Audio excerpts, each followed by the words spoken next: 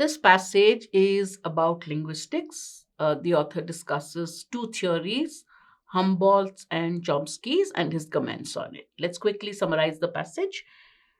And so too with the pseudo-scientific origins, pseudo means false, of what I consider to be a properly scientific field of inquiry on linguistic relativity. Linguistic relativity as a scientific claim developed in the context of the encounter between Europeans and Americas and with Africa in a time of settler colonialism and imperial race science. So this field of inquiry, he said, it started as has a pseudo-scientific origin. Has a pseudo-scientific origin. What does he say? He says linguistic relativity as a scientific claim developed in the context of the encounter, the interaction between Europeans and the Americas with Africa. So you have certain languages of Africa and Europe and America. So when there were encounters between the Europe and Americas with Africa, that is the time when it developed.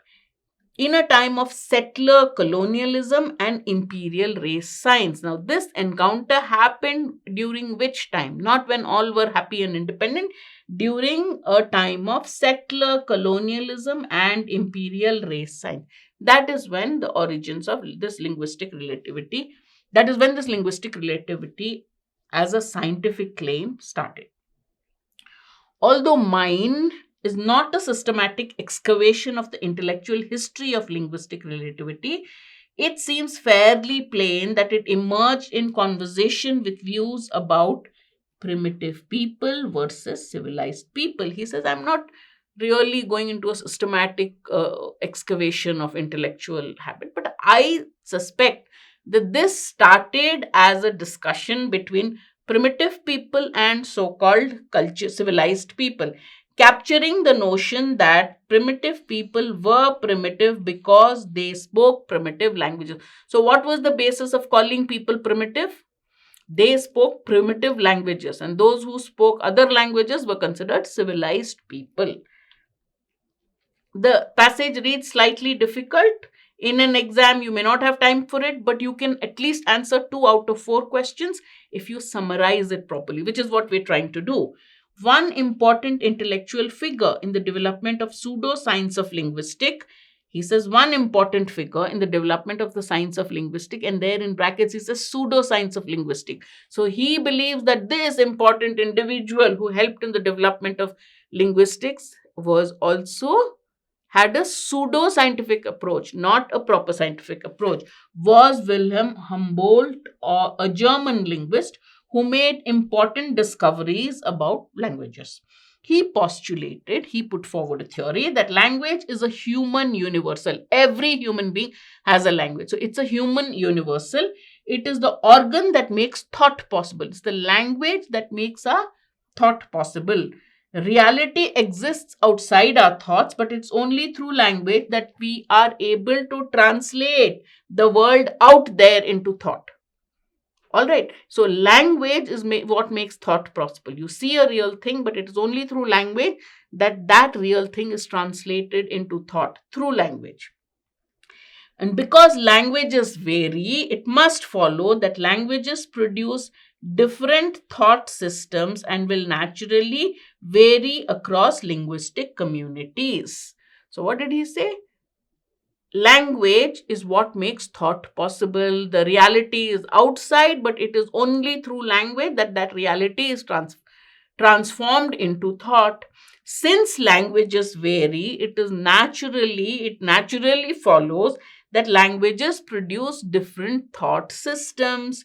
Naturally, thought systems vary across linguistic communities. Clear so far? This is not an inherently racist position. So he gave an idea that language is there, thought is there. Through language, reality becomes a thought. So languages vary because languages vary, thought systems vary. This inherently by itself is not a racist position.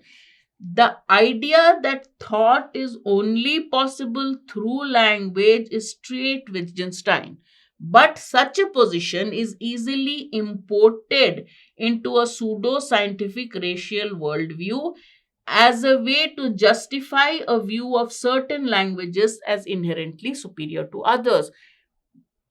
Humboldt's theory by itself is not racist, but it could become racist. How?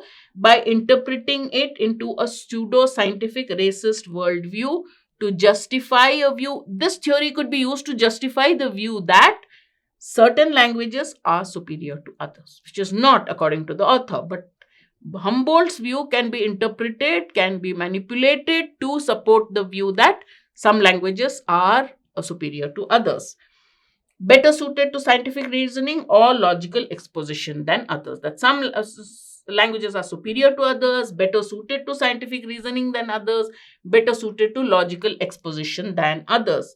Guess which languages were considered the best for logic and science? Obviously, European languages, American languages, the language of the Americas.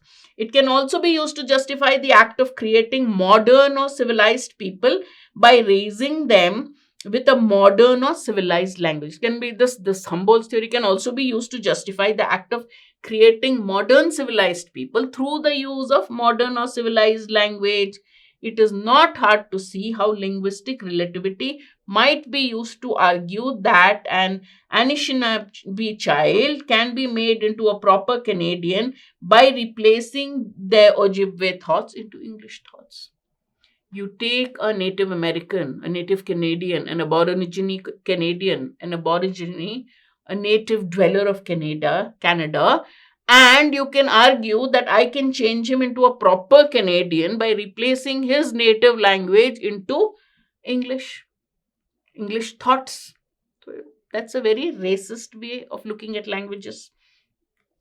This period in the intellectual history of linguistics and anthropology is endlessly fascinating. He says this period of the intellectual history of linguistics and anthropology is endlessly fascinating.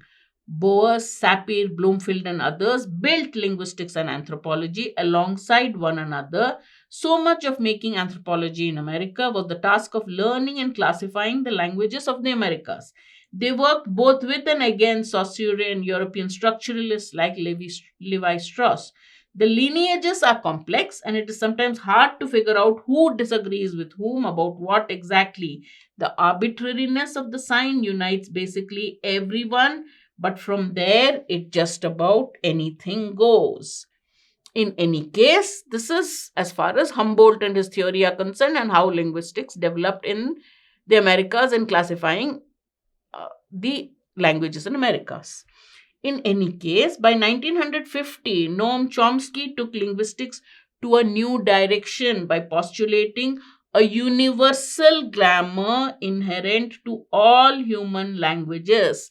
Noam Chomsky in 50 said that there is every language, there is universal grammar. The grammar of all languages is universal. Okay, so he said that universal grammar is inherent to all human languages, reformulating the problem as to explain the diversity of human languages from the postulated common linguistic capacities that all humans possess. The limitless generativity of human languages suggests that we all possess some common ability to think through languages. He says the creativity, the generativity of human languages shows all human beings are capable of going through they have some ability to think through languages. So all human beings have that ability to think. It's not like certain languages have that ability and certain don't. All. In the now standard view, the null hypothesis is that languages vary. The main hypothesis is that languages vary, but their phonological inventories, syntactic structures, semantic distinctions, conversational pragmatics do not affect human cognition. Languages may vary in syntax and semantics, but they don't affect human cognition. They don't affect human thinking, thought processes. So he went directly against what Humboldt said. According to the passage, why does the author designate Humboldt's linguistic theory as a pseudoscience? He calls it a pseudoscience, right? He said he originated it, but it was a pseudoscience. Why does he postulate it as a human science? He explains it in the paragraph. Humboldt's linguistic relativity is inherently racist in nature and scope. But in the passage, the author said this Humboldt's theory by itself is not racist. It's not inherently racist. So, this is not what he says. Such a theory can be easily twisted to justify that certain languages are inherently superior to others. He said the Humboldt's theory as such is not racist, but it can be used to show that certain languages are superior to others. And then he says, guess which languages, right? Humboldt postulated that European languages are best suited for logic and science. No, no, no. Some of the people who twisted his theory said that certain languages are better suited for logic and science, but there also the author has not mentioned European languages. He just said, guess which languages were considered superior and better suited to logic and science. Humboldt's linguistic theory postulated that thought is only possible through language. He said that thought occurs because of language, true, but that is not the reason why the author calls it a pseudoscience. The author calls it a pseudoscience because the theory could be interpreted on racial lines to say some languages are superior to others, which is not correct.